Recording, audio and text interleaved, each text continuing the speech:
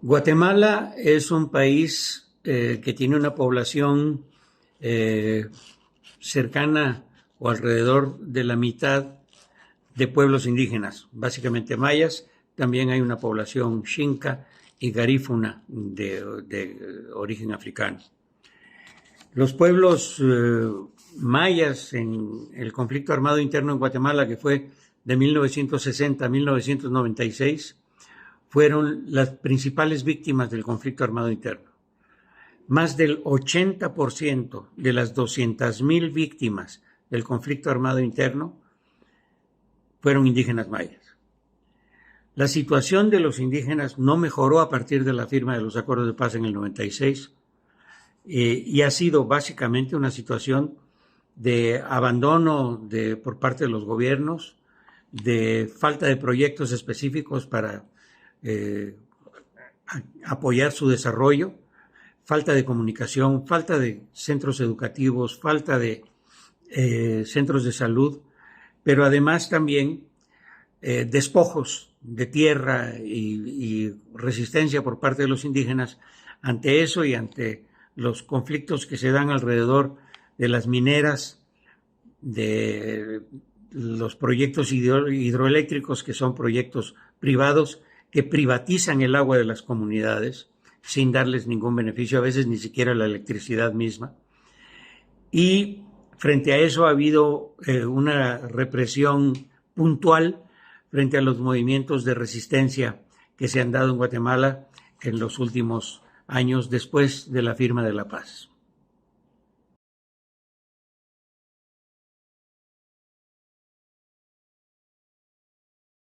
En el Memorial para la Concordia en Guatemala nosotros trabajamos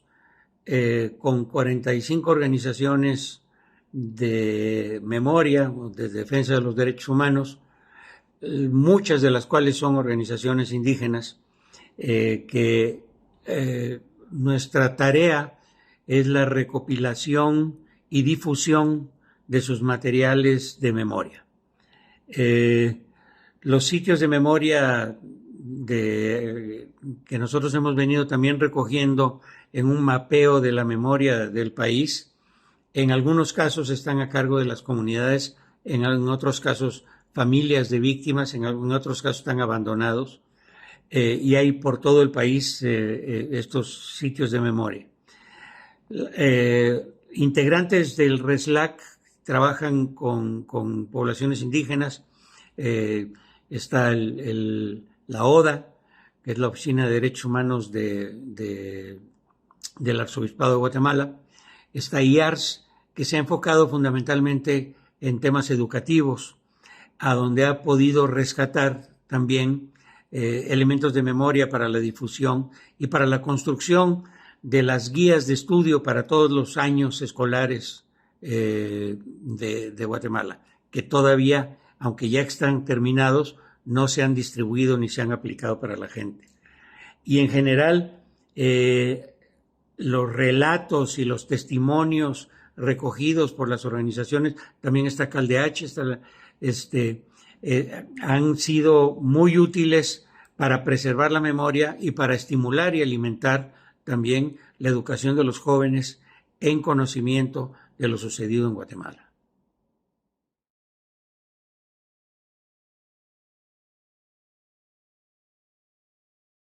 Las comunidades de pueblos originarios en Guatemala están concentradas en algunas regiones del país, pero hay presencia de indígenas en la mayor parte del territorio. Su propia situación es una situación de violación de derechos humanos, de falta de oportunidades, de falta de acceso al trabajo, de explotación, de falta de educación, de falta de centros de salud. Y cuando se enfrentan para defender sus derechos de tierra, de agua, han sufrido represión, a veces por elementos del gobierno y en otras ocasiones por elementos de la seguridad de las propias empresas mineras o hidroeléctricas o fincas de palma africana, etcétera, que les quitan la tierra para dedicarla a esos cultivos. No hay en Guatemala un gobierno que tenga el interés de defender los derechos de los pueblos indígenas. Entonces, han desaparecido las instituciones creadas por los acuerdos de paz en 1996